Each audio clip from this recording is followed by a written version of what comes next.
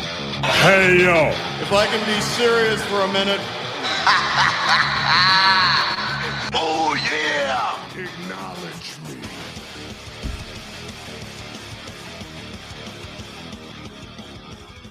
Welcome, everybody. Episode number 89 of the Sit Down Mars podcast. How about that fire new intro there by Primo? Fuck was that? Shout out, brother.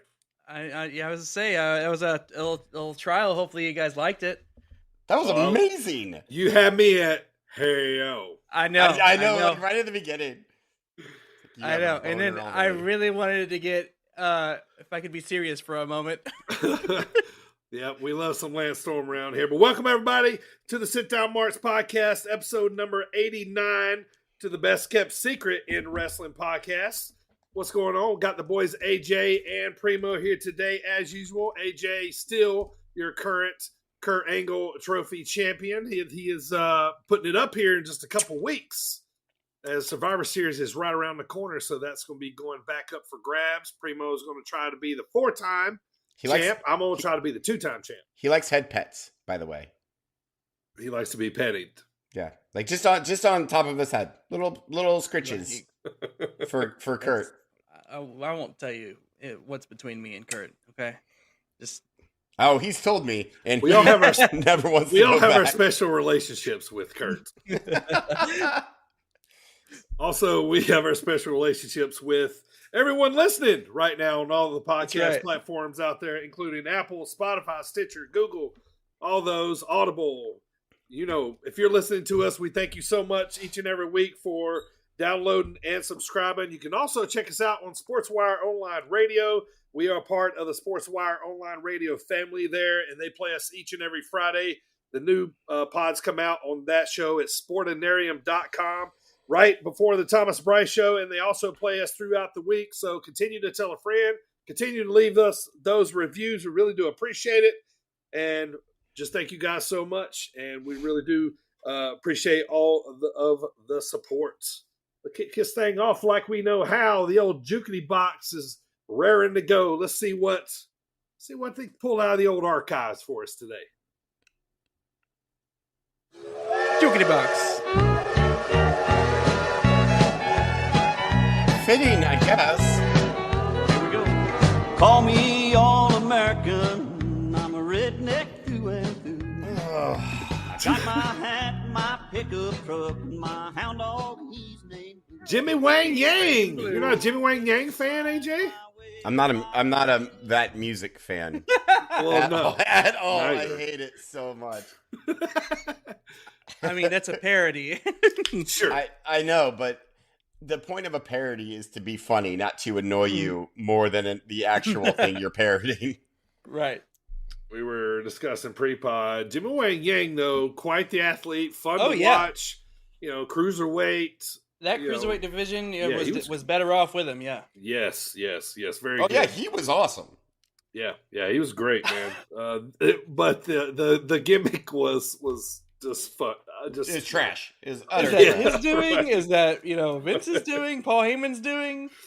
Like, he's just like, all right, you're not your typical looking redneck. Sure. But go out there and get over gonna being an Asian cowboy. Yes, exactly. Right.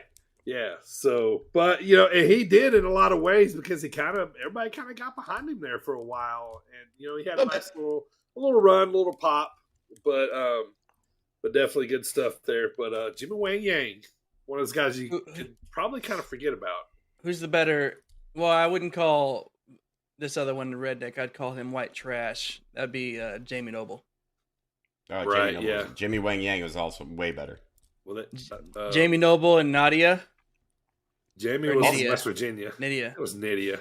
What if you throw in like old school Jeff Jarrett in there too with his stupid fucking old Double J with the big old J's on him? Yeah. JEFFJRRE with double T. In my opinion, the worst wrestling gear, and like Max Moon had better wrestling gear than that version, where he had like a collar and like suspenders. Worst fucking wrestling gear in the history. He had 4 straps, didn't he? Like so 4 dumb. suspenders. God, I hated him so much. I mean, he's awesome in the ring. Like, don't get me wrong. I hated him in WCW, but that's another fucking I've had a lot of people tell me that if it wasn't for the guitar gimmick, he would have been wrote off in wrestling a long time ago. Because slap nuts. Yeah, but So we'll talk about it here shortly. But his father, I was legit shocked when he showed up this week. I'm like, what? Like, yeah, I was like, didn't he just referee an USO match? Like, he's working the system right now. I got to give him credit for it. He's going back and forth. Yep. I remember he was like, was it this year? Beginning of this year, he was in GCW. Yeah. Then he went and did the Usos match as a referee. He went and did the Broken Skull sessions with Stone Cold on WWE Network. Did Flair's last match. Did Flair's last match. That's right. He's just fucking everywhere. He's all over the place. Good for Jarrett. Making that money. I mean, he's an old school like promoter type, so he knows how to make his money. Yeah, good for him. I hear he's a lovely guy too, like in real life. Also, fun fact, he looks just like my mom's husband. Like, legit. For a second, I thought you were going to stop at, he looks just like my mom. But very oddly enough, he looks like my mom's husband. I don't know what. It's so weird. Your mom was actually married to Jeff Jarrett and didn't tell you. That'd be dope. All right, let's get to it, man. I think I would know that he was Jeff Jarrett before my mom would know that he's Jeff Jarrett. Yeah, probably so. She would probably think he was just a random, guy that she met, and you would be like, "Holy shit, Mom, that's Jeff Jarrett." She's like, "Who?" Yeah, mom's just in the cowboy redneck dudes. Yeah. She wouldn't know the difference. Right. Sing her a country song.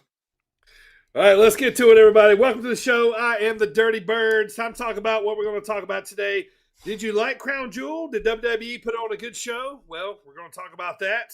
We're going to discuss that and including how our picks all went down. And today we're going to discuss the ever legendary, not so much, insert pun here, finger poke of doom, how we got there, how we felt about it, and much more in the Dropkick discussion of the week. AJ is going to host this week's edition of Squared Circle Question as I'm calling out Lucha Daddy to let him know that I'm bringing the pain this week. He's going down. Any rebuttal from Lucha Daddy? I'll have to ask him. Primo would say, no chance. No chance in hell. Gotcha. This is clever. Usual shenanigans, obviously, and much more as we decipher all that is going on in the world of wrestling. Let's kick it off, Primo. Let's get this thing rolling, man. Don't you blow kisses to my sweet Kurt. He heard me.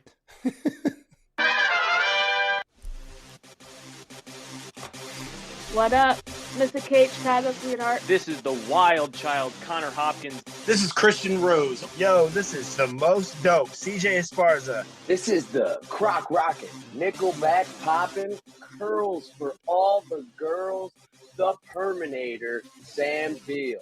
And you are listening to the Sit Down Marks podcast. And you are listening to the Sit Down Marks podcast with DB, Primo, and AJ. With Primo, DB, and AJ on the Sit Down Marks podcast. And I am on the Sit Down Marks podcast.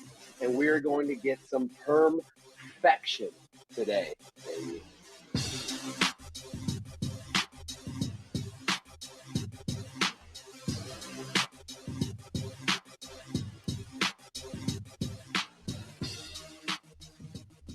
All right, so our next show coming up, AJ and I are going to be in Dixon, Illinois on November the 19th for Zawa's Live Season 11 finale. Yeah. Main event right now is Hart and Bauer putting the Zawa Live title. He's been the champion for a little over a year now up against Haven, who they've kind of had a feud going on there for a while. They have a lot of history together, so that's going to be awesome. They just announced the matches. There's a ton of matches. And one of those guys that's going to be wrestling that night, he is a part of Those Damn Coyotes. And let you guys all know, next week we're going to be dropping an interview on Monday with Brooks Berna, the rabid one himself from Those Damn Coyotes. We're going to be talking about his career. We're going to be talking about Those Damn Coyotes, how he got involved. with those guys, and also about the big show coming up in Dixon. So make sure you guys subscribe and get ready for that interview that we're going to be dropping on Mondays. He's going to be coming by the pod, so we can't wait to release that one to you. And then looking after that, AJ and I are headed to Terre Haute, Indiana, for the New Wave Pro card called November Rain, and they're also having a vendor fair before the show and during the show, and we're going to be a part of that. So looking forward to that. That's actually on the Saturday after Thanksgiving. So that's what we got coming up in the independent world for November. Let's talk about what's going on in the world of wrestling. We just talked about Crown Jewel happening, so let's get to that, man. Let's start with WWE last week as SmackDown. Gunther defeated, I believe, Rey Mysterio for the to keep the IC title, which was a pretty good match here. I could see Gunther having a really long title reign with this, like maybe even like honky tonk status. Really? I don't want that. I don't want it either, but I don't care either way. Yeah, I could see it just because maybe unless, like, I don't know. I've been thinking about here lately, like a Gunther Roman eventual feud if Roman keeps it. I know you guys aren't into that because nope, not at all. But I don't know. That's just what I'm thinking. If Gunther doesn't have the title, sure. Yeah, that's what I'm saying. When they get to where they want to do the feud, then he can drop the title, and they can do WrestleMania 6 all over. Title versus title, winner take all. Roman already has 2. I mean, they would just give him a third. Actually, I also don't want him to lose to Gunther. Like, he's beaten better men.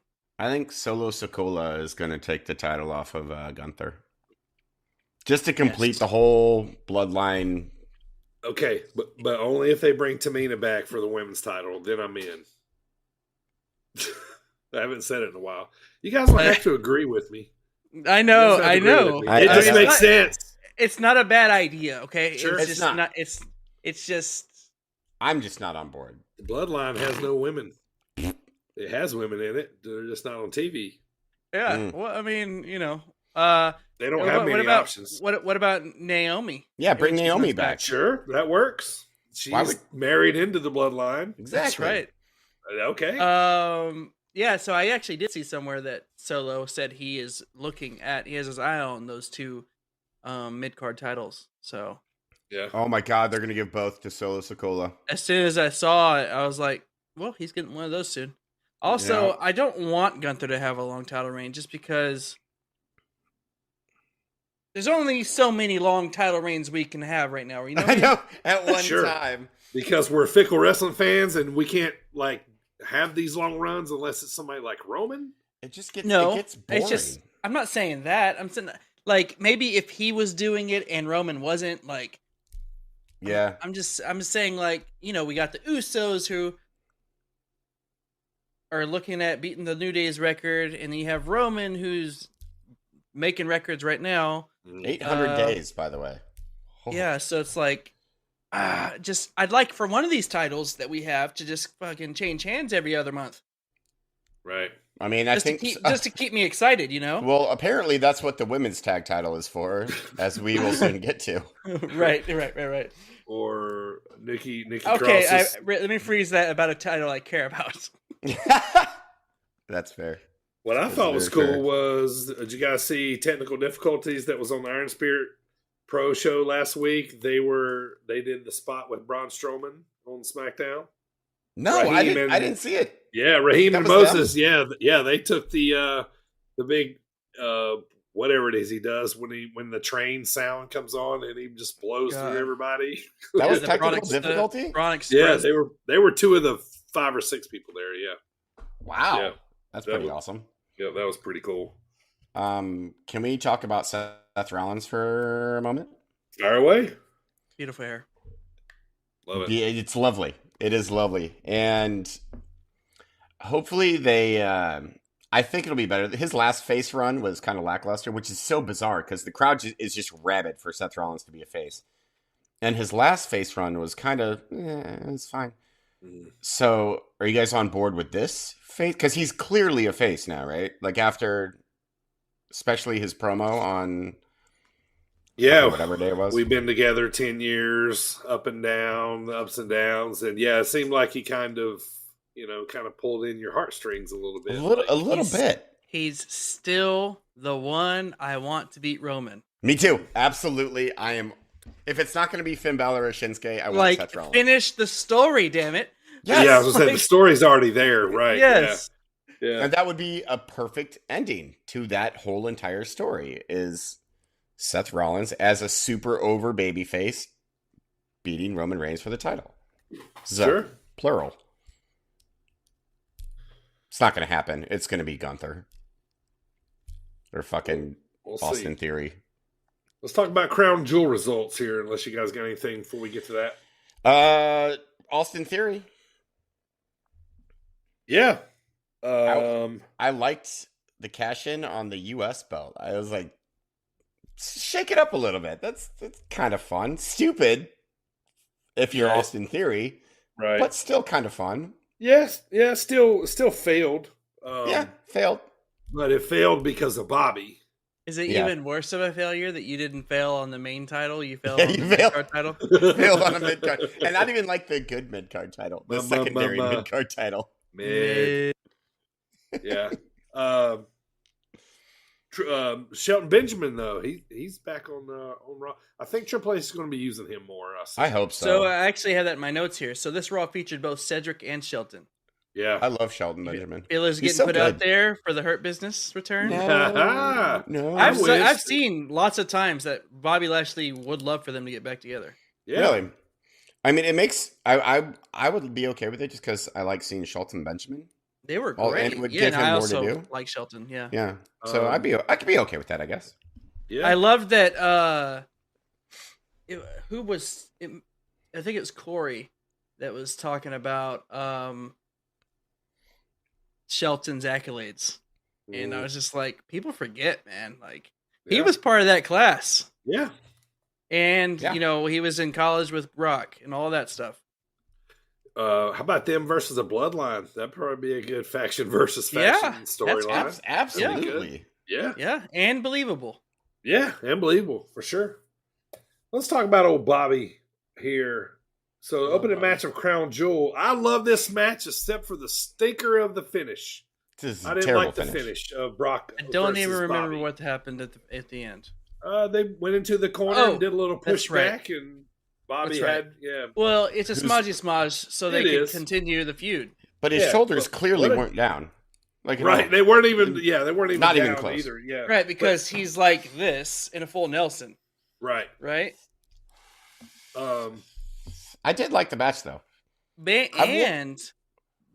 Well, sorry, I didn't mean to cut you off. That's all right. No, it's okay. I just want to say, and Brock, Brock went to sleep for him. Like Brock sold the Master Lock, whatever it's called. Yeah, the Hurt Lock.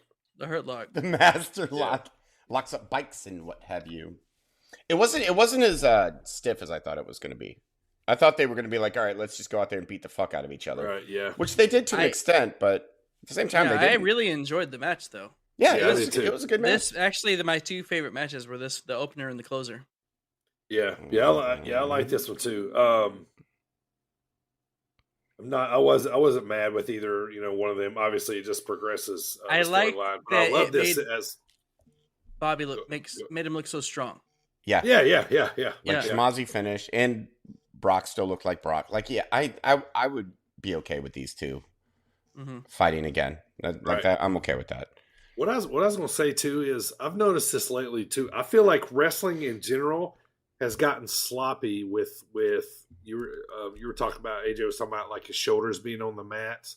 Like even just like in regular wrestling, like, you know what I mean? Like, why, like pay attention to, next time you're watching wrestling matches, lately, like just check and see, just look and see if their actual shoulders are down.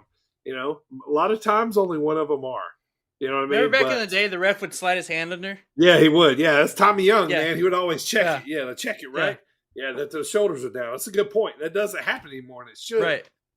But yeah, referees need to tighten their game up. I need to talk to them about that. Send him a strongly worded letter. Right, they should. All right. Dear refs, get your shit together. Asuka and Alexa Bliss versus the Kota Kai and Io Sky. Sure. Yeah, right. It's funny because we kind of talked about this. We kind of talked about this. I said it'd be funny if that's what happened, and it ended up happening, even though I still picked the others. Right. I seriously just went, sure. Yeah. Like, those titles already mean absolutely nothing, and no one cares about them. Let's make them mean even less. Right. And then Nikki Cross come back. She had attacked Bliss out of nowhere, paving the way for Kai to get the pin and regain the women's tag titles for Damage Control. And she's already acting like this, like, loose cannon, kind of a little bit like she was before. I don't know. I wasn't really too excited about her coming back. I didn't care. I thought it was cool. I like Nikki Cross, but also 2 weeks ago on Raw, she was also attacking Damage Control. So yeah, makes sense of that. Sure. All the women wearing bodysuits, of course, in Saudi Arabia. Gotta respect Saudi law. That's right. Karrion Kross and Drew Mack. Drew won. Big win there it was not much of all a dud. But Drew won. I think Primo was the only one to pick Drew here. Yeah. I mean, you took Karrion. Well, yeah, because this is only the second match. Dud. Absolute dud.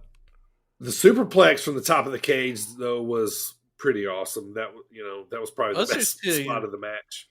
Big old boys, too. They're doing like, after they did that, I was like, that's a wasted bump because it's in Saudi Arabia. It was like a really faint "holy shit" chant after like that. We have like I feel like a lot of this stuff would have been so much better had it not have the taint of the Saudi Arabia show. It's just like that I think that alone gave us a sour taste, but it's a stigma. But this match was meh.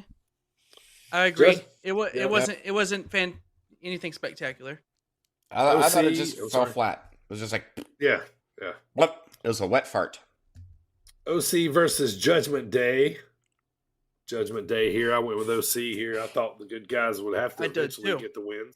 I liked this. They did not.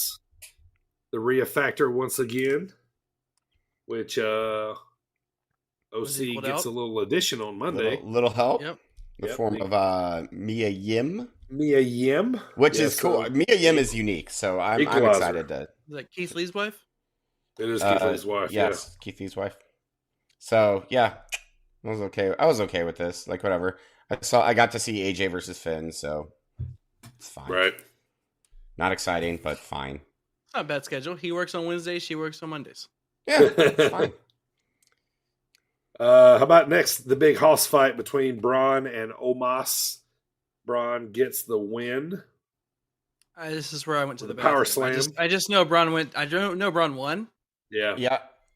I also took a pee break during. I didn't even pause it to go. The only thing I really remember from this match was Omos's attire when he came out. He had this like Mortal Kombat type thing over his shoulders that completely was unproportionate with his body, which I understand when you're 7 foot whatever. It's kind of hard to make clothing for you. But other than that, I actually didn't pay too much attention to this match. This was definitely my check on the kids, take a piss match. Sure. How about the Usos versus the Brawling Brutes? This is one of my favorite matches of the night. I thought I actually forgot about this one. Yeah, it was a good match. Yeah. Usos retained, of course. The more and more the Brawling Brutes are on, the more I like them. And then the Usos are the Usos. So they're still, the Usos. They're not, the Usos are not going to put on a bad match. They're just not. Yeah. Right. Yeah. So this was good. Yeah, the Usos are always good. Yes. Excuse me. Because you're the twos and we the See, I was singing their praises and you had to ruin it with their stupid fucking catchphrase. That's done. All right, so Bianca Belair versus Bayley for the Raw Women's title. I think we all thought a title change here. Nope. Bianca retains. Good match, though. I will give this. It's a good match. These two put on a fantastic match. This was good. But I hated it. I hated it so much. I hate Bianca Belair. No, I don't hate Bianca, but I do. God, I'm so over her. But I will say I also thought Bayley was going to win. Mm-hmm. Are they holding her for a Becky or Charlotte feud, maybe? Dude. Well, Why? she already had a feud with Becky. Everybody's had a feud with everybody by this point. You know, except for Bayley, or excuse me, except for Bianca and Charlotte. And right. But I don't necessarily mean they wouldn't go back to Becky. I'm just saying. What are you saying? I don't want her to beat Charlotte yet. Who, Bianca? I'm not saying that at some point she isn't like ready to beat Charlotte. Sure. But I'm just saying that, you know, fucking Charlotte is the winningest women's champion of all time. Right. She's like the end boss. You're going to beat her the first time you face her, you know? Right.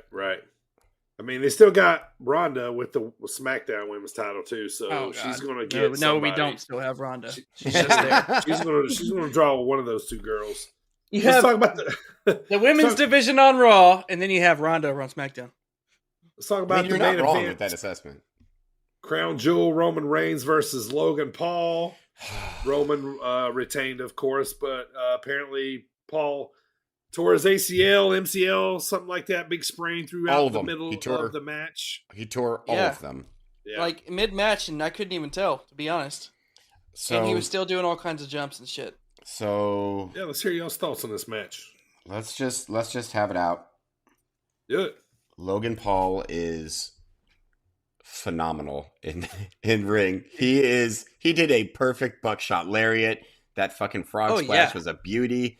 I hated that he grabbed the phone before he splashed out onto the table. Because it's like you're a jerk off, and now we're reminded that you're a jerk off. It was fun to watch that footage. I love it, though. I love that. Because when in the history has that ever happened? Austin Theory has a phone. Yes, but has he ever jumped from that turnbuckle to the outside table? You mean, when have we ever seen that point of view? Recording it, yeah. And then, yeah, I didn't think about that is that's cool. A whole, new level of athleticism and coordination that has never happened. Logan Paul is he was awesome. He was just flat out. Yeah. He just gets it, apparently. And he's putting the work in, and he's doing everything right for a rookie. I just wish it wasn't Logan Paul. Like, if this was anyone but Logan Paul, I'd be like, holy fucking shit, this guy's my new favorite. Because he's amazing. He's amazing. So the other day, I also saw this thing. It was a picture of Logan Paul as a little kid, just like the rest of us when we were little kids, holding our makeshift toy belts or whatever.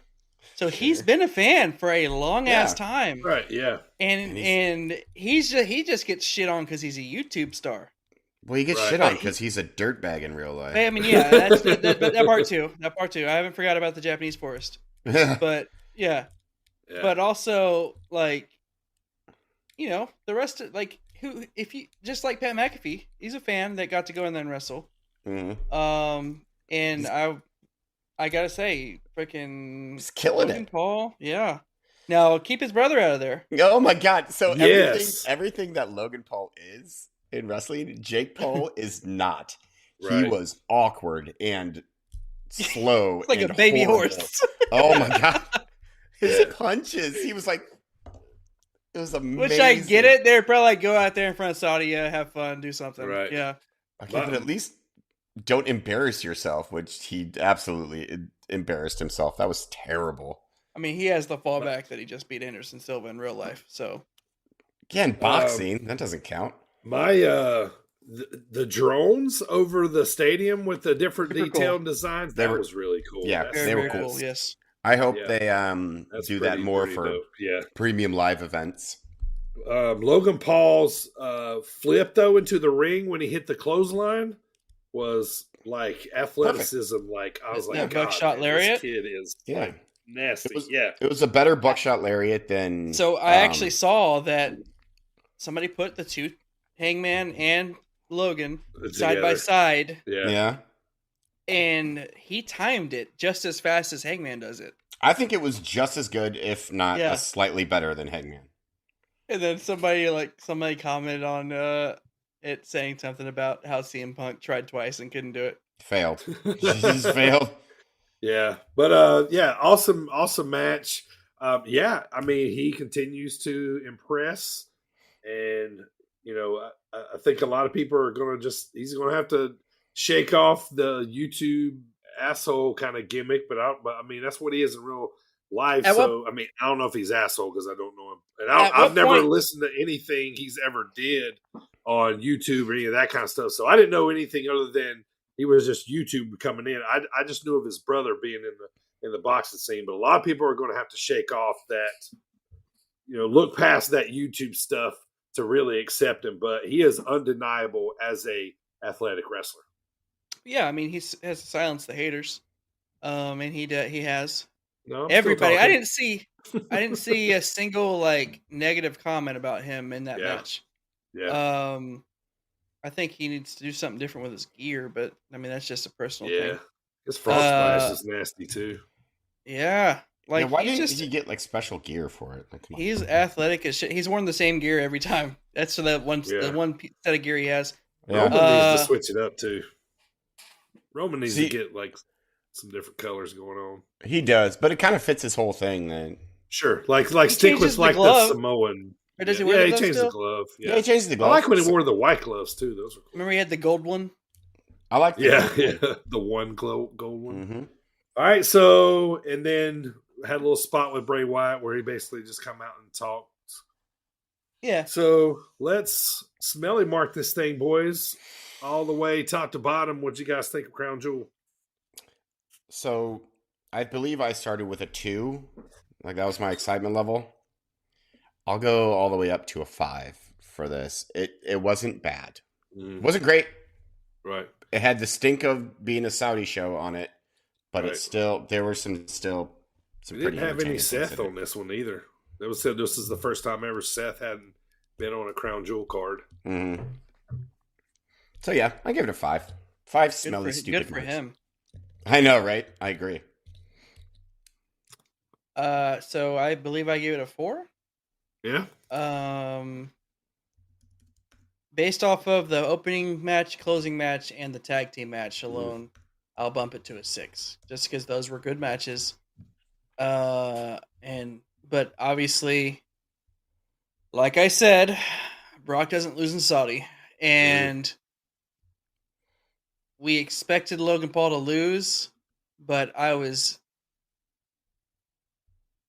thankfully, surprised with his performance. I guess I wasn't as surprised with his performance. We've seen him with The Miz, but he did a great job. And kind of sucks he can't build on this momentum getting hurt. At what point does he stop becoming a celebrity superstar and becoming a contracted superstar? Right, like every week, like we see him every week. Yeah. Instead of comparing him to Bad Bunny, now we can compare him to some other part timers. Anyone else on that roster? Yeah. Sure. Yeah, I mean, he just needs more. I mean, he's pretty good on the mic. I just think he just needs more TV time. Well, yeah, I mean, because he's charismatic as shit. Like that's why he's lucky punch. If most people hate him, make him a heel already. He's already being hated. Why not? Yeah. I thought it was funny. So everybody, so you don't watch his podcast or his YouTube channel. So the people that interfered in the match, those are his homies from the podcast. Other than Jake, the other two guys. Yeah. Okay, I see. I mean, only one I seen was a little bit of the one where Roman was on there, and then right after he left, that's kind of when they started the whole hype, which built up to this match. So, yeah, I'm at a 6 too, man. I enjoyed 2 matches, the front and the back, and I liked the Usos match with the Brutes, and I usually like the front and the back. They still had me reeled in. You know what I mean? So as to what was going to happen, I love the stage. It's always dope as shit. You know what I mean? That's cool. Yeah, I think that's the Saudi money. The stage, the drones. The production is top notch. Yeah. I'll give it that. Daytime wrestling, I love it. Love it. Outside wrestling. Oh, does this change your outside wrestling perspective? It did. It did. It did skew me a little bit because I didn't really notice that was outside. You know what I mean? Yeah. Except for when they did the fireworks and shit like that. So, but yeah, as long as it's dark. There were the 4 giant pillars with the LED screens on them. Yeah. And I was just thinking, like, man, it would have really sucked to be right beside one of those. Oh my god! Right. Yeah. Like all show, just super baked. Right. All right. So before we go home on WWE, boys, what do y'all think? Is Usos going to break the streak? We're gonna find out here, or is New Day going to steal the titles and keep their streak? Either or is a great story, I think. I know. I'm just trying to think which one's I the love better. it, and I had this in my notes too. The War of Words between the Usos and New Day was so good until fucking Riddle came out, and I like Riddle, but right, he turned a serious segment into a joke. Right, and I would have rather this stayed serious. You want to hit my bong? You want to hit my bong? I was. For the first time in a long time, I was because I used to not be a Riddle fan, but for the first time in a long time, I was like, "Go away, Riddle! Your presence is not welcome here." Right. Shoot. Right. Yeah, He I thought he kind of ruined that segment too. So, but I think that personally, I'm happy either way. I like the New Day so much too, and I like the Usos so much. Like these are two, I like them both, and they've had such good feuds over the years. Yeah, it's like they'll always be intertwined, like rock and roll, and Midnight Express. Yeah. New Day, Usos. And I love it every time. Like they could feud all the time. Yeah. Can we talk about one of my favorite promos in the past 50 years that happened on Raw? That would be Asuka. Asuka and Io? Yeah, and Io's guy. I loved it so much. I was like, oh man, they were going back and forth. It was so awesome. I loved it so much. It's like Asuka's got somebody to duel with now. I know. You know what I mean? Like to go back and forth. I love that it got translated too. That was fantastic. Yeah. All right, so let's move on. Let's go to Impact Wrestling next. I don't know if you guys seen this, but Violent by Design, Eric Young has been trying to, come up with this like new form of Violent by Design. And so he's had these guys in these yellow hoodies for quite a while that's been attacking people. And they finally, 2 of them revealed themselves. One to be Alan Angels, former Dark Order member. Yeah, Big Con from the Ascension. Yeah. Connor, yeah. Yeah, the taller one from the Ascension. The big one. So he is now in Violent by Design. So that was kind of cool. But a lot of this episode was a lot of hype for Frankie Kazarian and Josh Alexander. Like they really got me starting to think them leaning towards they're going to put the belt on Frankie because I don't know, just like I'm probably just falling for it, which is great because that's what I'm supposed to do, right? I kind of hope they do, but but they're really like kind of digging in on it. Frankie's, been there in some little like some funky situations and kind of starting to get in Josh's head a little bit. Yeah, I hope they do too. I think it'd be a great little step back. Josh has had a nice run. He's had like the world on fire. You know what I mean? Yeah. He was hot when he first won it, no doubt. He was, no doubt hot. But I'm pumped for the build up to this.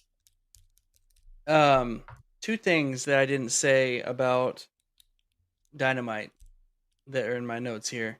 Number 1, Dynamite. We ain't got to AEW yet. We didn't? Okay, well that happens on Wednesday before everything else we said. No, we went WWE and then Impact. We're doing AEW okay. next.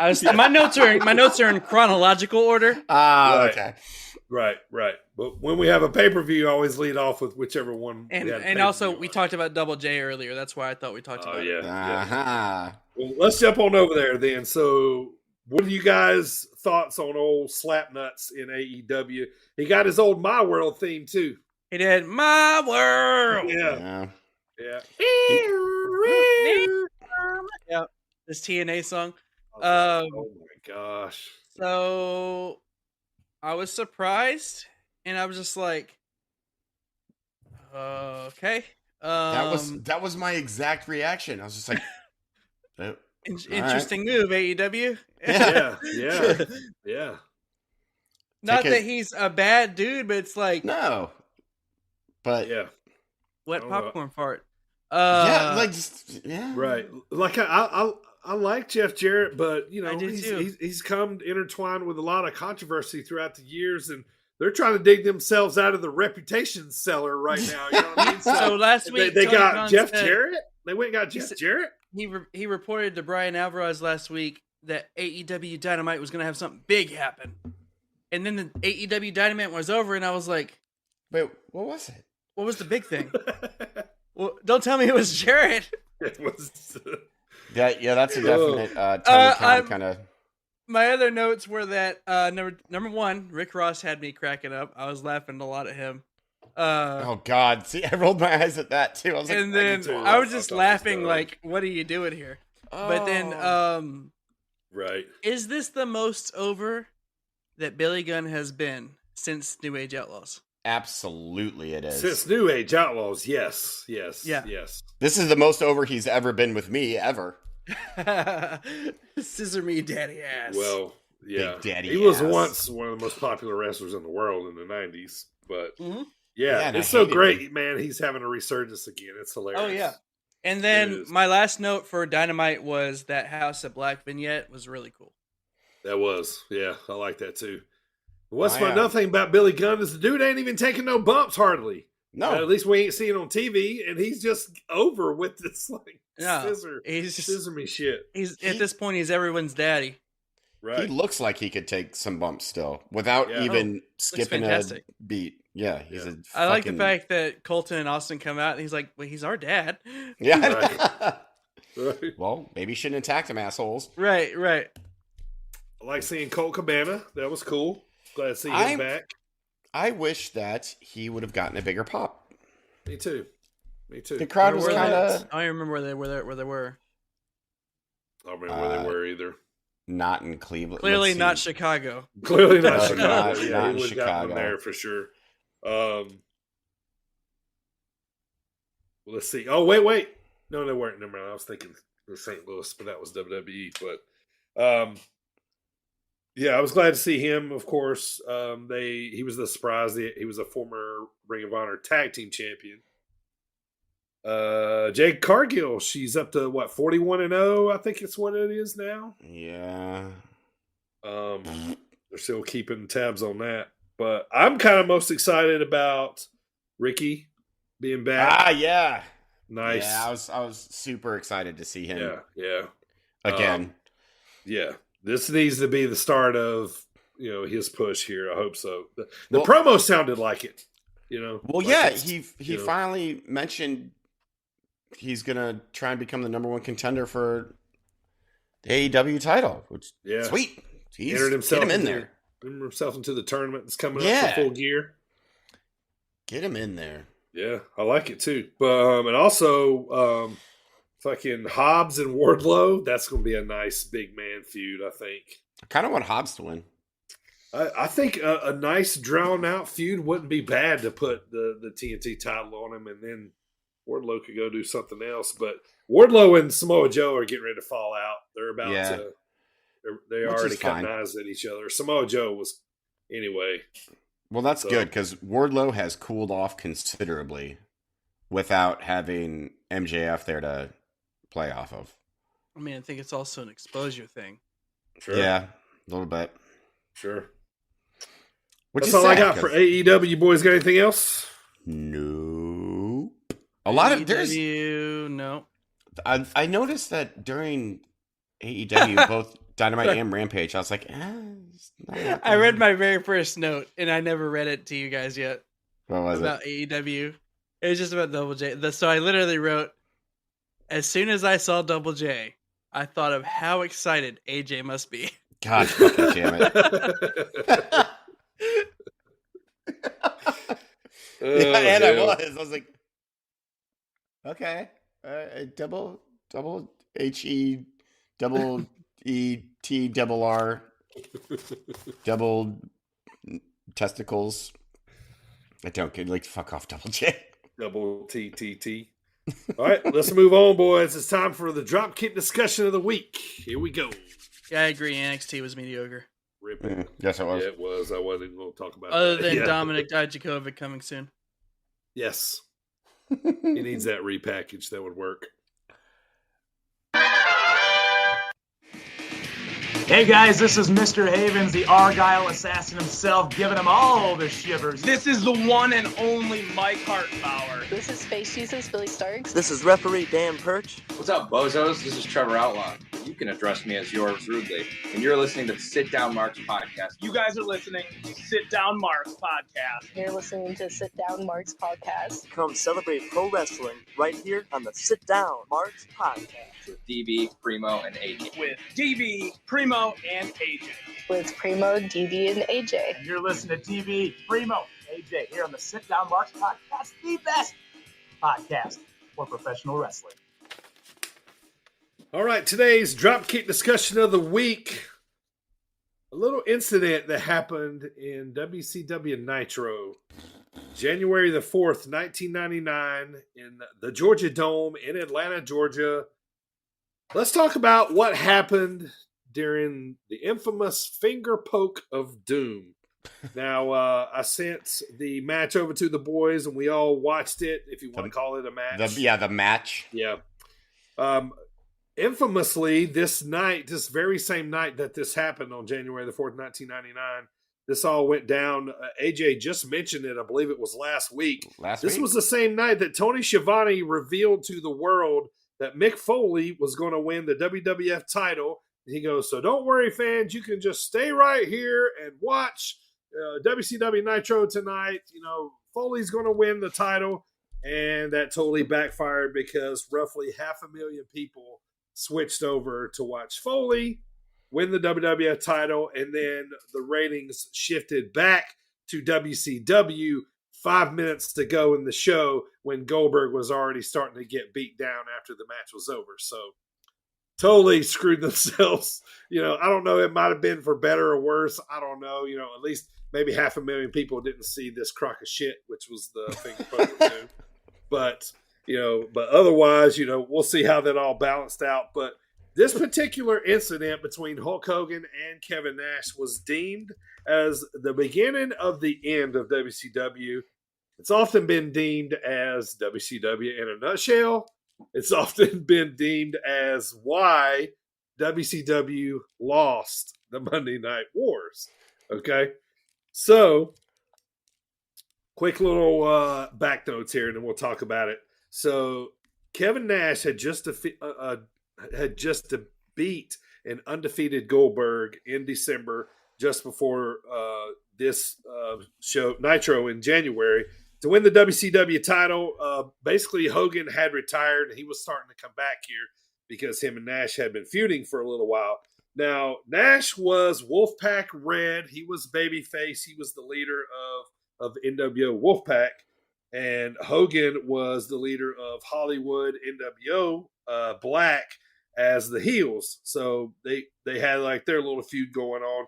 Scott Steiner came out with Hogan because Scott Steiner was kind of running NWO Black after Hogan had, pseudo retired or whatever. So he was kind of the leader. So he came out as a representation of supporting Hulk Hogan. And then as a surprise to support Kevin Nash coming to the ring, which they totally botched this, right? Because Michael Buffer, is still introducing Kevin Nash when Scott Hall comes walking out in the middle of him introduce. Like, you could not wait like 5 more seconds to let Michael Buffer, who's probably getting paid $1 million to say the main event tonight, right? Couldn't have waited 5 more seconds, and then Scott could have come out and got the pop that he deserved, but it was just all a big. So Scott Hall comes back. He's wearing the Wolfpack red to show that he's supporting Kevin. So he's come back. The crowd, I think, is kind of, the music's still going on. So you don't really know. They're kind of surprised. They're kind of cheering. But he comes back, and then so the Outsiders have returned, okay? And then so, like I said, Nash and Hogan had been in a feud for about 8 to 9 months. Now, they both are in the ring, okay, for the match is about to start. Bell rings. You know, you got Hogan still in like his all black. Like, we should have known something was up because Hogan was basically looked like in street clothes, right? You know what I mean? So, but, you know, with the black tight shirt, pants. So they started circling the ring with each other, you know, kind of eyeballing each other. Well, Nash pushes Hogan into the corner. Hogan, you know, they starts looking around. You know, we starting to get hyped. This match is about to start. You know, Wolfpack Red versus NWO Black, right? Yeah, we're sort of about to go at it, right? And then Hogan pokes Nash with his finger on Nash's chest. Nash takes a bump like he's probably never, the hardest bump he's probably ever taken. Like he sells it like a cannonball hit him in the chest, I think was the actual words that they used to say about how great he sold this finger poke of doom.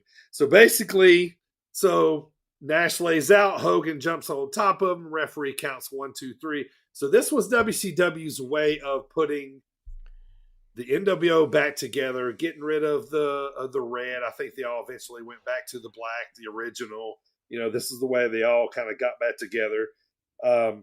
So the NWO is going to reunite here. They're going to spray paint the belt, but this time they're going to spray paint the WCW World Heavyweight Championship belt in red instead of black. So they're holding that up. The crowd's chanting, "We want Sting." You know, Sting's not coming out and doesn't. But so NWO is once again together. Lex Luger comes out later on too to celebrate with the guys. And you see Goldberg running, like he gets out of a car and he's running into the arena, runs all the way into the ring. NWO starts messing him up, and you think Lex Luger is going to help Goldberg, but he starts stomping on Goldberg as well. So he's back in the NWO too. So it's a real big regathering, so to speak, of the NWO. The crowd starts throwing shit in the ring, which they totally deserved. You know, to a lot of people, you know, this particular incident made a mockery of wrestling. You know, it pissed off every purist ever, you know, that enjoyed wrestling. It really was, I think, the beginning of the downfall of WCW.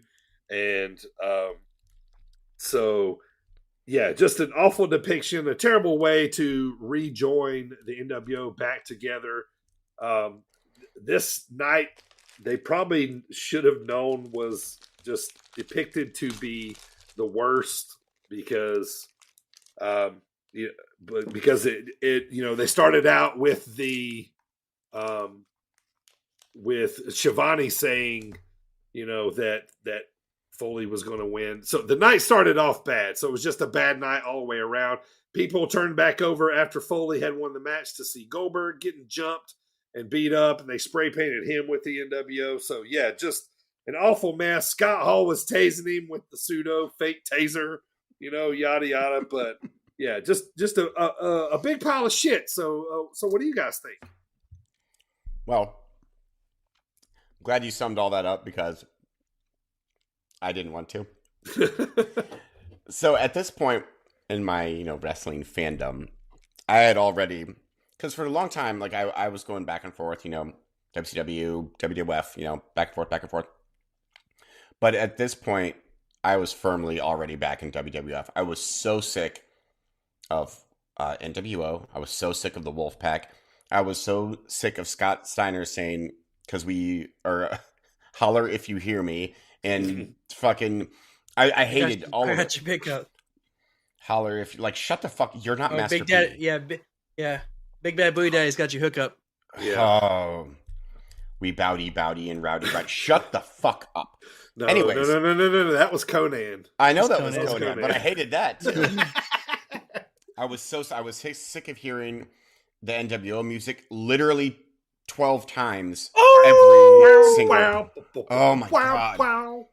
So I was already well off WCW at this point, and I remember, I was one of those people that switched over to watch Mick Foley. Heck yeah! And I didn't switch back, so I didn't find out what happened until a little bit later. And I had the VCR going. I was recording. Well, yeah.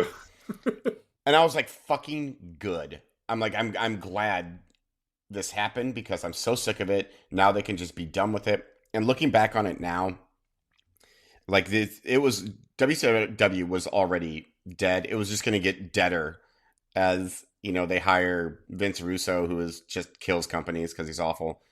But yeah, this is the NWO storyline was so played out and so stale that it was inevitable that it died, and it took a truly WCW moment to officially kill it, and that is what this was. Like you said earlier, that this is like the most WCW thing ever. Yeah, right. It absolutely is. It's like a combination of this and the fact that Vacant held the title during Vince Russo's tenure there like 4 different times. So it's a combination of those two things. But yeah, I hate it. I hated it. I hated it so much. I hate it now. I hated it then. So good. Go away, WCW. You are a shitty company. And they did. Yeah, they did. Very soon afterwards. What'd you think, Primo? So it is hilarious that this happened at the same time Mankind's winning the title, even though it was taped. Anyway, it's the same time it was being broadcast. It's in the fact that Tony Schiavone announced the results, and everybody is like, "Well, fuck this! I want to go see that." Right. But the funniest thing to me was when I rewatched it because I didn't see this live. I saw it after the fact, but when we all rewatched the video this week, I was listening to Tony Schiavone, and during the match after the bell rings, he says, before the poke actually happens, he says, "This is what WCW is all about, folks. This is live." Right. Yeah. I didn't even notice that. Like 10 seconds later, the finger poke happens. Yep, it was such a stab, man. It was, oh man, yeah. I was like, ooh. Yeah. And then it was supposed to be Goldberg's rematch, and he got out of jail before the match took place. And they made it this thing where it was this long thing where the police were escorting him back to the ring, but the freaking police station's actually right across from the arena. Yeah. And right. Yeah, it was right across the arena. Made no sense. Like he didn't make it back in time. I remember that. Yeah, so I don't recall seeing it live. This is probably one of the many times during my childhood that I didn't have cable. However, watching it later on, I did think it was stupid and a complete waste and insulted everyone, all the wrestling fans that were there live. I couldn't imagine being there live. Paying your money for that. Right. Yeah. Okay, so especially when you're expecting to see Goldberg, like, come have a match and see that. Sure. Instead, they just cattle prod him and spray paint him. Okay, so what's worse? This or when Jeff Jarrett just went into the ring and laid down for Hulk Hogan? Do you remember that? And then Hogan got on the mic. I do, because I was thinking about both of them, actually, because the other one was with Vince Russo, wasn't it? I think this the other one was Vince Russo. Yeah. I think this was worse. They had a big match in their hands. I do think this was worse. Yeah. The other one was Jeff Jarrett talked about it on the Broken Skull sessions, actually. It was a whole creative thing, and they were all pissed, but whatever. This one was stupid, and it's pretty widely thought of, as you mentioned, as the beginning of the end. Mm-hmm. Yeah. Rightfully so. Yep. Definitely. For all the reasons that we just talked about. Yeah. One of the big black eyes of WCW too, man. So, when they, like sometimes when I see this kind of shit right here, I'm like, man, y'all deserved it. You know what I mean? Like this was just like nobody, blew the whistle, the alarm. Like we can't do this. You know what I mean? Let's do it some other way. And I remember, like, I don't remember the exact night, but I remember like watching during this time, I would watch Nitro up until WWF came on, and then I would record the rest of Nitro. And then, so if WWF went off early, I would flip back and just see, what was going on in the main event or if it was over. Because back then it like was kind of the beginning of when it ran past the time slot. You know what I mean? So, so I remember flipping back, Goldberg's being jumped on. And I'm like, oh, what just happened? And then I go back and rewind and watch to see how they got there. And I'm like, oh man, that's so awful. Oh. Yeah. So you got Mankind and Rock, and then up against it, we got, Red versus Black, NWO, Hogan versus Nash. You think you got two solid main events there. One was great. And one was one of the biggest duds in history. Yeah. Well, yeah, basically they were trying to make a NWO resurgence that sucked. Yeah. It's one of those where you're like, not that you would ever be, if you were watching that with like a non-wrestling fan, it's one of those where you'd be like, they're looking at you like, really? You're like, this is why I don't watch this shit. Yeah. I enjoy this. Right. All you're doing is proving them right. Like, it's not what you want them to see. No, not at all.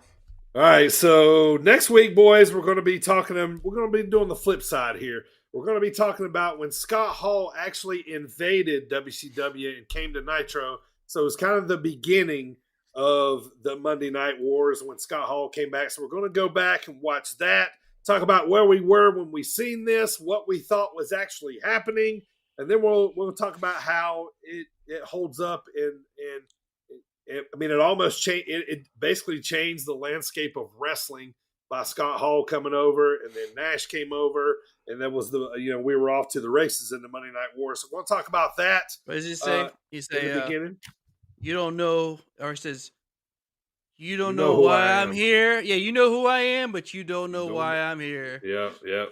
And it was really cool. So we're gonna go back and talk about that moment in time. One of the I guess you could probably say brighter spotlights of WCW. So let's move on, boys. It's time. Let's see who extended their streak or did not in the King of the Mountain. Let's go, Lemmy. Or not. Not's fine as well. All right, Lemmy was lost for a moment. Time to play the game! Lemmy needs to put down the peanut butter cookies, whatever the fuck you eating again, all goddamn pod. No, this is the first time I've eaten today. I was eating earlier. All right, boys. So AJ is the current King of the Mountain with a streak of 6. Coming into this week, AJ was at 0, Primo was at 0, I was at 2. Last week we had a pick of some women's hoops. We had the Evansville Purple Aces, which was wrestling related with Jack Evans, versus the Eastern Kentucky Colonels, which was affiliated with Chuck Taylor's from Kentucky. AJ and myself went with Eastern Kentucky, while Primo went with Evansville. Now, quick little tidbit of information, boys. One of our avid listeners from Top Rope Baking is Tori, her shoot name, with Top Rope Baking, best cookies in wrestling. She actually went to Evansville College. She is a Purple Ace herself, and she said that she is on the side of Primo with this one, with taking Evansville. Thank you. I'm also a fan of Baker's Tori. Oh, Primo, you've got to have some of these cookies. They're amazing. I mean, look at me. Clearly, I love food. I love bacon. Had I known that, sure, I still would have gone with Colonel Rob Parker. Had I known that, I'd never go against Tori in anything. I would have picked Evansville. But let's see where we're at here. We had, like I said, AJ and I took Eastern Kentucky. Primo took Evansville. Final score, Evansville 89, Eastern Kentucky 81. So my streak goes to 0. AJ will stay at 0. Primo will get off the schneid up to 1. Very good job as the Evansville Purple Aces come out with the W. So congrats, Primo, and congrats, Tori, to her alma mater. Dude, I've been on a losing streak for like, I don't even know, 9 weeks or something? Yeah, it's been 9 weeks. Yeah. Yeah. You've been at 0 for a long time. Right, yeah. So I'll go back to 0. AJ is 0. Primo will start the climb at 1. Let's talk NCAA hoops again this week, boys. But we're going to change it up just a little here, okay? Let's talk about it, okay? So we got NCAA hoops. I believe the game is on Friday. So we got the Green Bay Phoenix, which we all know Mr. Kennedy is from Green Bay, Wisconsin. But they're called the Green Bay Phoenix. Why would you not Green Bay Phoenix? Yeah. Kennedy! Versus the Georgetown Hoyas. Now, this game is taking place in Washington, D.C. at the Capital One Arena. Now, the Georgetown Hoyas. Sorry? The Hoyas. I think you guys said the horse. The Hoyas. Georgetown Hoyas. Georgetown Hoyas. So we could go Georgetown. Happening like right down the road from me. I can go to this game. Right. So we could go George the Animal Steel here. We can go Gorgeous George, George South. Lots of Georges in wrestling, right? All right. So we're not picking a winner here, boys. We're going to pick the over-under line. Oh, the over-under for this is 145 points. So combined collectively between the Georgetown Hoyas and the Green Bay Phoenix, will their combined scores be under 145 or be over 145? Over. Primo's taking the over. I will take the over as well. I will. You know what? Let's go under. AJ just to be different. I mean, the game we just talked about was 89-81. Yeah, but this is the Georgetown Hoyas. This is true. And I've never heard of either one of these teams, and I live right near that arena. That's the arena I went to. That's the arena I go to for the house shows and stuff. Yeah, what, you've never heard of Georgetown? Allen Iverson? No, Georgetown. Yes, Georgetown. I'm talking about the Hoyas. That's who Georgetown is. I am aware of that. I didn't know they had a mascot. I didn't know they had a mascot. Period. It's a bulldog. It is a bulldog. Yeah. So congrats, Primo, getting off the schneid. See if you can take down. You need 5 more picks to tie AJ at the King of the Mountain. So now it's time for everybody's favorite segment. AJ is back. Let's do it.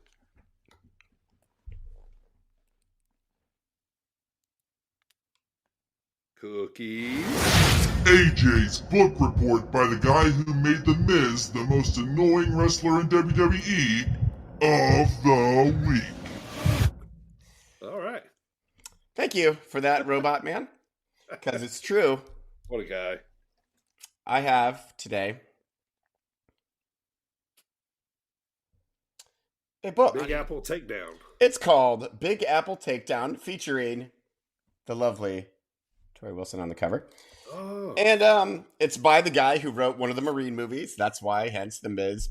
It's when his whole It couple thing, because he was in Hollywood movies and blah, blah, blah. So I'm just going to read the back of this really quick because this just came yesterday. I've been looking forward to this for weeks now. It's going to be amazing. But I'm going to read the back of it. Let's hear it. Whew. Vince McMahon steps out on a snowy night into a diner in upstate New York for a meeting with old friend Phil Thompson, now a highly placed government official. Thompson has a strange proposition, creating a new covert black ops group using the superstars of the WWE. Oh WWE's talented men and women are perfect, highly skilled athletes with the ideal cover. They travel all across the country and the globe. No one would find it unusual to find them in a town one day and gone the next. The government would train and support the wrestlers in any way possible except one.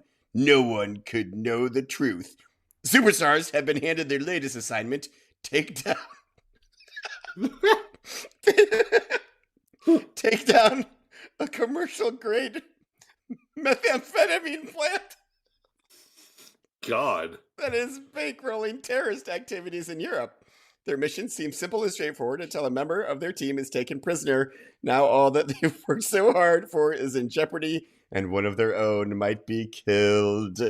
You have no idea the amount of bollocks that I am looking forward to in this book. They're assassins. John Cena is an assassin in this book. Batista. Look, there's Batista up there. Booker T. Look at right. Triple H. Triple H. Triple Big H, Apple the covert operative. Yeah, I cannot wait. Because no one would think twice because they would be in town and leave town with no, with a blink of an eye. So Exactly. It's perfect, Primo. The perfect cover. Right. Luckily, they approach Vince McMahon with this idea. Well, yeah, because Phil Thompson, his old friend, is a high-ranking government official. Of course he is. Yeah. So I will have a full report on this book next week. It's going to be amazing. Can't wait to read it. It's going to side boob there.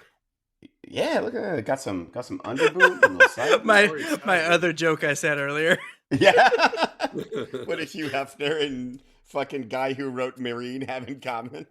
Please do let us know how the book turns out. Oh, it's gonna be. Luckily, I'm a fast reader, so because it's gonna be just absolute nonsense. Oh yes. So at least I won't waste too much of my life reading this book. Okay, after you're done, I want you to tell me this or the Scooby-Doo show. Or the Scooby-Doo movie. The murder mystery in like WrestleMania Town or whatever Yes, the fuck yes, it was yes, called. yes. Where they fought the ghost bear. Yeah. Ghost bear is going to be hard to beat. Right. But I think this might give it a run for its money. All right. You make sure you come back and let us know, AJ. Absolute. I can't wait. All right, buddy. Why don't you plug that merch, man? We have merch. You can buy merch. It's at www.tpublic.com/stores/sit-down-marks, where you can buy t-shirts, sweatshirts, notebooks, baby clothes, other things that you want to buy. And again, that site is tpublic.com/stores/sit-down-marks. It's game show music time. Let's do this. It's Dirty Bird versus Lucha Daddy.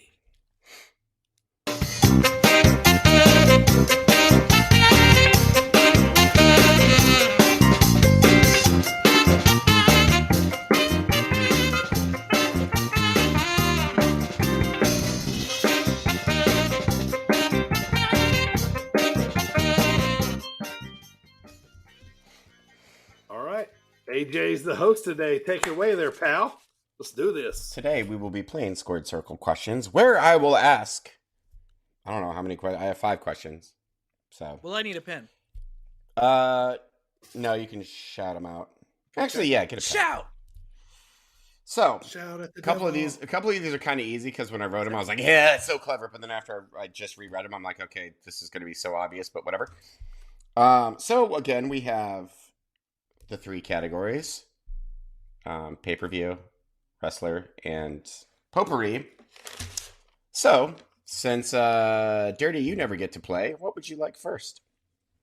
I always like to get the hard one out of the way, what I think. So let's go pay-per-view first. Pay-per-view first, which I thought was going to be hard, but it is not. Okay. This particular pay-per-view. When you know it, when you're reading it.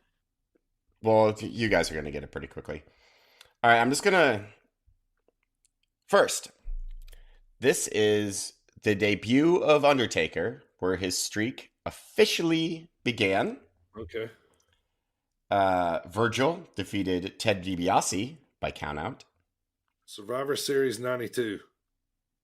No. WrestleMania 7. Hit the ting. Oh, yeah, you said streak. You said streak. I didn't hear that part. Again, I was thinking debut. Main event is Hulk Hogan defeating Sergeant Slaughter. They had to move to a different arena because they said it was a bomb threat, but no one bought tickets to this nonsense. So they had to. That was the real reason. The LA Coliseum or whatever. seated like 100,000. They sold like 8,000 tickets. Yeah. So they're like, oh, there's a bomb threat, so we're going to move it on. So yes, WrestleMania 7 is correct. And Lucha Daddy. I'm sorry, Lucha Daddy now has 1 All right, point. Lucha Daddy heard he was called out by DB. He had to make an appearance. Yeah. Lucha Daddy, would you like wrestler or potpourri? Let's go ahead and get that wrestler out of the way. Say his name and he will appear. I Beetlejuice. believe in Joe Hendry. This person was born February 3rd, 1960, from Columbus, Georgia. Debuted September 28th, 1983. He is a one-time Intercontinental Champion, a one-time WWF Tag Team Champion, and was one half of the Tag Team of the Year in 1989. Real name is Frederick. There's 2 other clues that I could give you, but I'm pretty sure that'll give it away. Let's stew on that for a minute. Okay. I wish I had like a little stopwatch. Born in 1960. Don't look at your computer, Primo.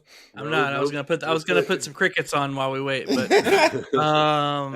go ahead. Just go ahead with the first one. I mean, obviously, neither one of us know it. So he was officially a one-time tag team champ with the 1-2-3 Kid as his tag partner. He was one half of a tag team that actually won the belts on a house show, but there was a ring break or a rope break. So they're like, we'll record it later on, you guys winning the belts, and then just never went back to it. Fuck, I know who this is. We just talked about this not long ago, didn't we? We did. Yes, we did. Let's see what else I can get for you. He was in 2 iterations of the same tag team with a different partner each time. God, why am I drawing a blank? He is a part of one of the most famous heel turns of all time. Scott Hall. Shawn Michaels. Marty Jannetty. It's Jannetty. Little thing. Yeah. Yes, it I is know it's Marty. not Scott Hall. I just put a name out there. Frederick Martin Jannetty. I never knew what his shoot name was. Frederick. It's Freddie. Freddie Jannetty. Freddie Jannetty. That's a terrible name. It is Little awful. Freddie Jannetty. Marty sounded way better. Jannetty. All right, 1 point Primo, 1 point Dirty Bird. 1-1. All right, we're just going to go with this now. Oh, man. You got markers? Got pens? Dude, got something? How many? A pen. Hold on, I don't have a paper. Right on your hand or something. Okay. So, including the NXT title, how many total title reigns in WWE has Seth Rollins had?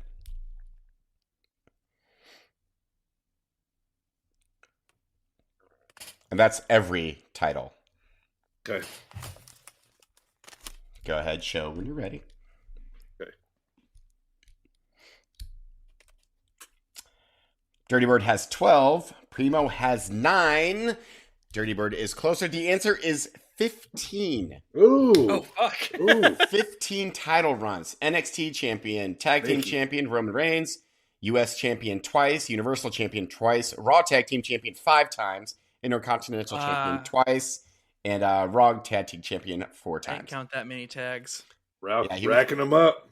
Yeah, so he also has 2 world heavyweight champions.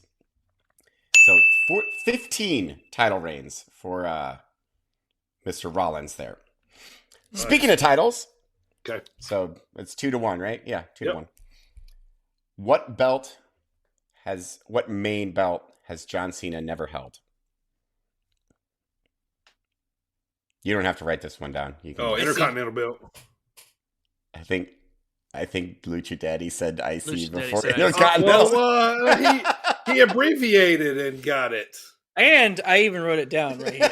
I think we might need to check. Well, I mean, I knew that one off the bat. I was Yeah, already writing it down. Might need to check the tape on that one. I also wrote I'll down give IC. it to him out of controversy because he thinks you screwed him out of the trophy. That timer was rigged. Yeah, see. 2-2, down to 2-2. match point. 2-2 with an asterisk. We're going to go back to No WrestleMania 7 in Undertaker's first match. Who was his first opponent at a WrestleMania that he beat to start the streak? Gonzalez. Nope, that was number 2. Damn it! Yokozuna? No. Nails. No. Nails. His first opponent? His first WrestleMania victory. Sid. Nope. Savio Vega. Nope. Shit up at this point. You have to start coming with hints now. He has a child that has been active in WWE recently. I don't know if this person is still active. I don't think they are. Oh.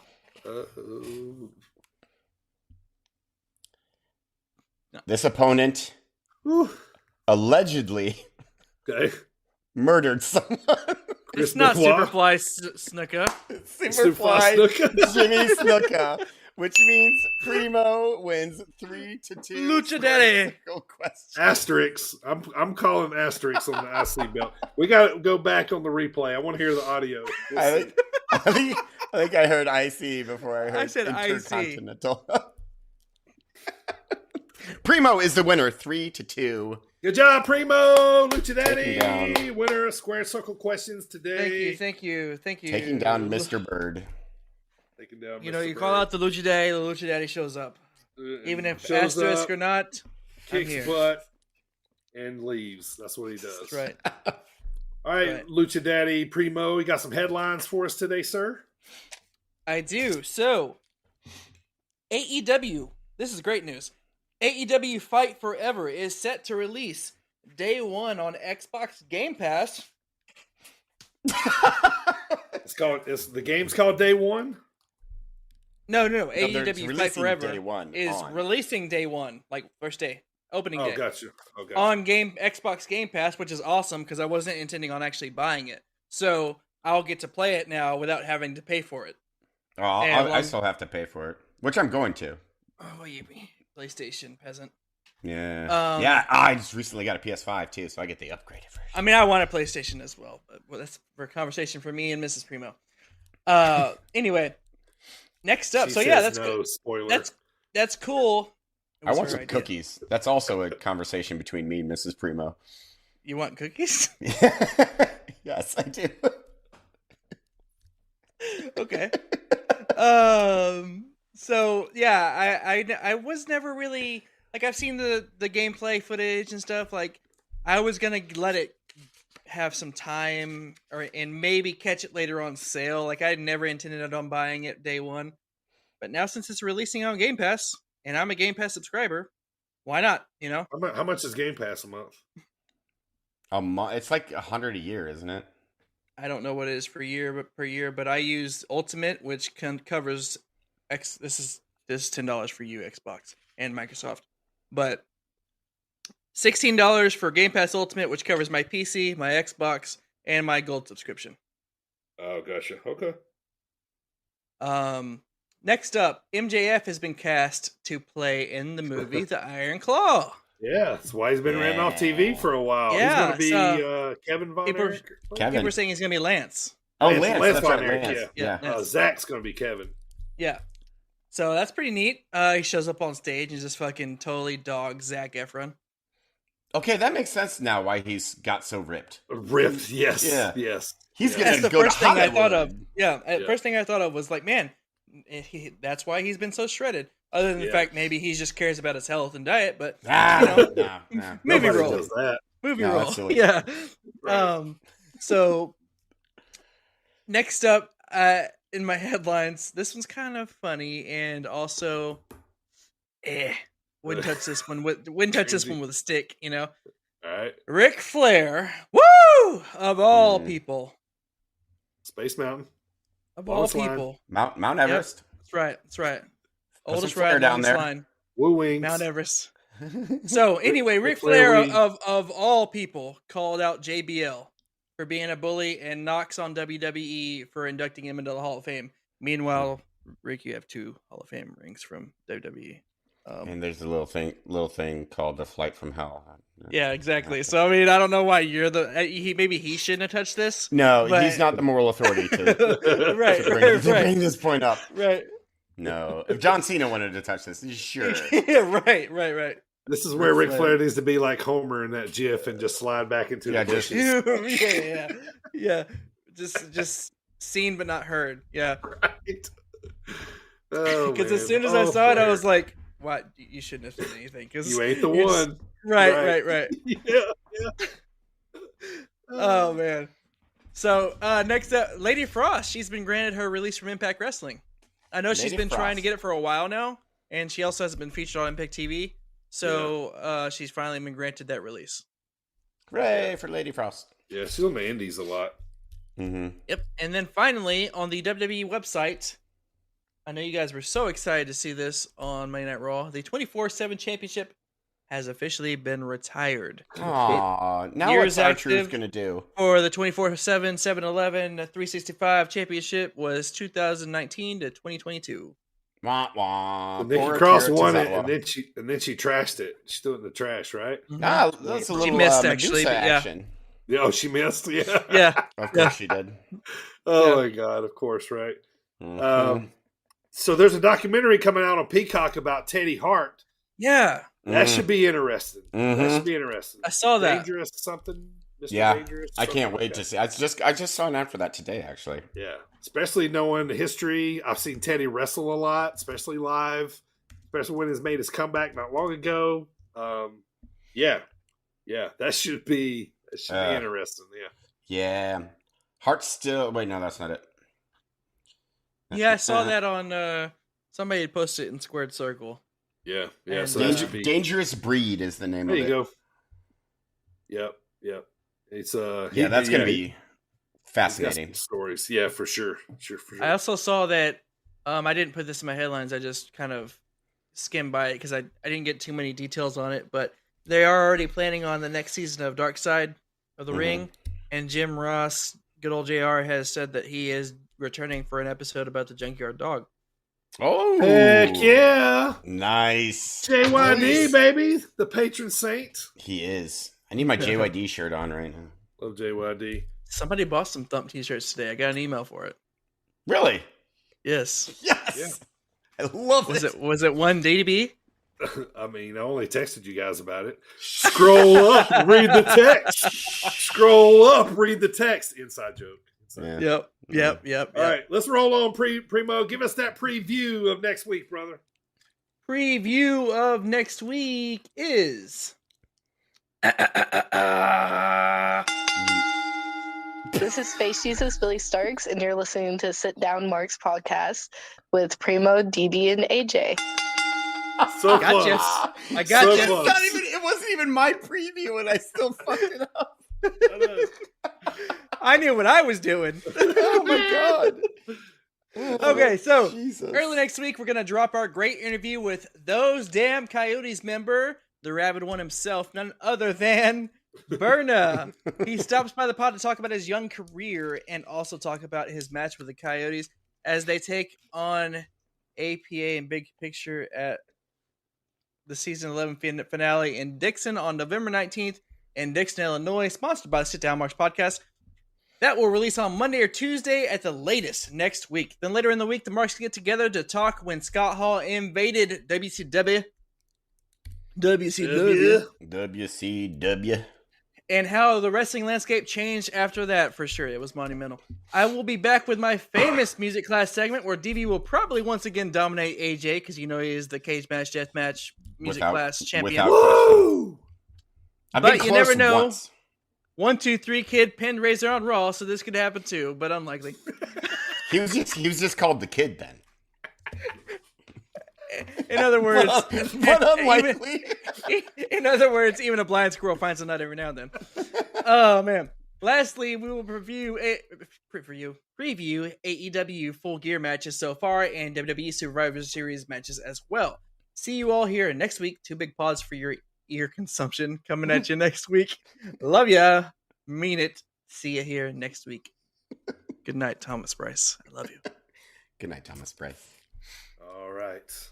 Any last notes here? AJ, I think you got a last note for us here today. What do you got? Wait, what?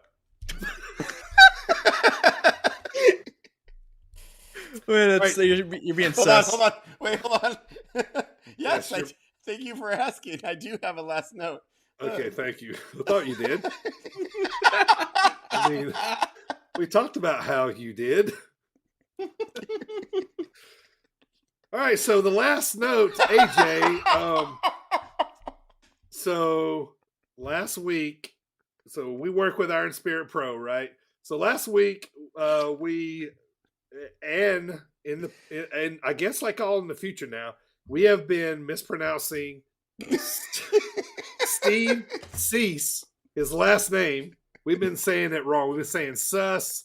This guy is the voice of Iron Spirit Pro, so we want to make sure we get his last name right. He does not. He does not like green eggs and ham. He does not. But Steve Cease, like Seuss Vide. I am right. He writes about trees that aren't trees and cats that just cause a whole mess of problems. Oh, Dr. Seuss for children. I was thinking of the cooking technique. Okay, so in other words, Steve, this was an apology that went all wrong. So we'll try to do better next time. Sorry, Steve. I told them how to pronounce your name correctly. They're like, no, it's horseshit. It's pronounced Seuss. He just forgot that he was supposed to. He just forgot he was supposed to apologize to you. I had to remind him. I even made a note. Apologize to Steve Cease. It's Steve Cease. Steve, I tried to tell him. I did. I was like, it's Cease. And they're like, that's not how it's spelled. And I'm like, you guys, it's pronounced. I believe it's a German name. Oh, great. Now if he's not German, I'm going to get in trouble for that. Yeah, you should stop way your head. He's like, no, asshole. It's actually Polish. Anyways. I'm going to have Hartenbauer chop you next time I see you. Yeah, and he's going to, because I'm going to pronounce his name like Hartenblower or something, and then he's going to fucking chop me. It's going to be terrible. Yeah. Steve, we're sorry that we mispronounced your name. I take full accountability for it, because I was like, Cease. I think Sus? Cease. Steve Cease. Voice of Iron Spirit Pro. It does a fantastic. Looking forward to December the 9th, man. You guys got anything else before we go? Yes. Last call. Who's winning Friday? New Day or Usos? Usos. I agree. Unfortunately, I agree. I'd like the Usos. Jiminy Uso. I like either story though. If they I go like either either way, story. Yeah, me too. Yeah, they're both great. Yes. Yeah. Good stuff. Agreed. I like it. Keep spreading the good word of wrestling, boys. AJ, take us home. Prologue, Pepsi Center, Albany, New York. 1, 2, 3. From his backstage office, Vincent K. McMahon, chairman of World Wrestling Entertainment, thought the arena eruption sounded like 2 jet planes roaring overhead a stadium at the end of the Star-Spangled Banner. There were 5 or 6 seconds where you couldn't hear it. Okay, I'm going to stop now.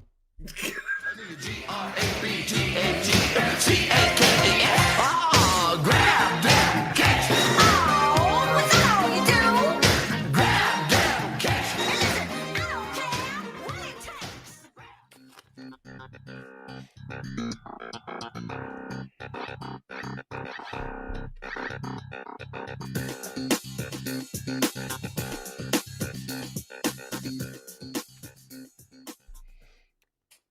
So I'm kind of a little nervous now about Junkyard Dog being on Dark Side of the Ring. I know. I am too. What are we going to find out? I'm like, no. Are we going to have to change our music? Should this be the one we shouldn't watch? Like, we shouldn't have been grabbing the cakes the whole time. No, it's going to be about how he did nothing but charity his whole entire life when he wasn't wrestling.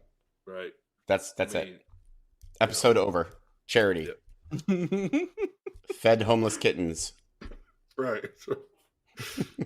Anything else? No. Yes, AJ should always talk in the prologue voice. Hurt my throat.